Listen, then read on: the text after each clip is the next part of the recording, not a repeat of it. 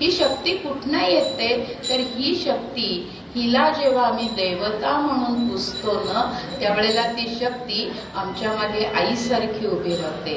आणि हे सांगताना पहिल्या चरणामध्ये आपल्याला अनंत बुवा सांगतायत की जन हो शक्ती ही देवता.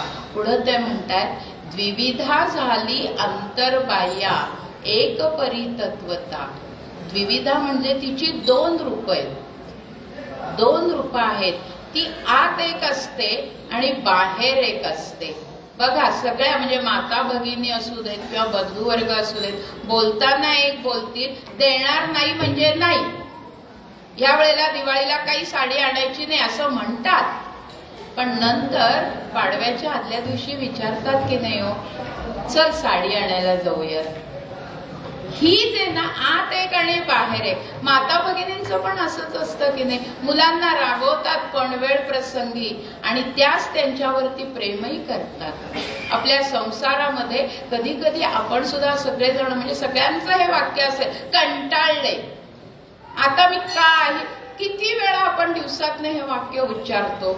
जर कंटाळून काही करणार नसू तर मग दिवसभरात एवढ्या वेळा का ते वाक्य उच्चारावं लागतं. कारण आम्ही आत एक असतो आणि बाहेर एक असतो. आतनं जरी म्हणजे वरवर आम्ही कंटाळलेलो असलो ना तरी आतमध्ये आम्हाला आत्ता माझा मुलगा येईल, त्याला भूक लागली असेल, कितीही दमलो असलो ना तरी एक भाकरी का विना त्याच्यासाठी टाकून देतोच की नाही, करून देतोच की नाही त्याला.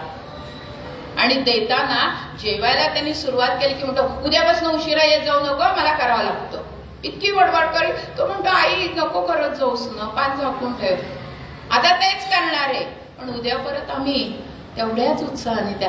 आत एक आणि विविधा झाली अंतर्बाह्या एक परितत्वता.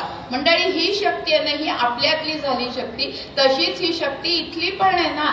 इथनं जी शक्ती म्हणजे या म्युझिक सिस्टीम मधनं जी शक्ती तुमच्यापर्यंत आणून पोस्ट करतोय माझा आवाज, ती शक्ती या लाईट मध्ये आहे आणि ती आपल्याला प्रकाश देते. पण दोघांचा रूप वेगळं आहे की नाही, तसं या शक्तीचं रूप हे वेगळं आहे.